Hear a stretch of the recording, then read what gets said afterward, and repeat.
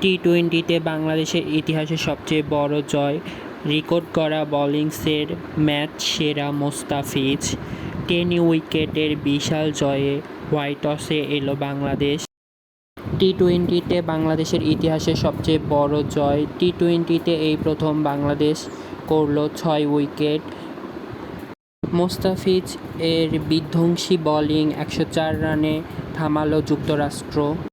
বাংলাদেশের টাইগার্স মুশফিকুর, মুমিনুল, মিরাজ, সাইফুদ্দিন এবং ক্রিকেটে সাফল্য দরকার। বিশ্বকাপের ধারাভাষ্য দেবেন আতহার আলী। আকরাম না বাঁচলে 30 বছর আগে যুক্তরাষ্ট্রের কাছে হারত বাংলাদেশ। আমাদের মধ্যে দেশের ক্রিকেটকে উন্নত করার সংকল্প ছিল আকরাম।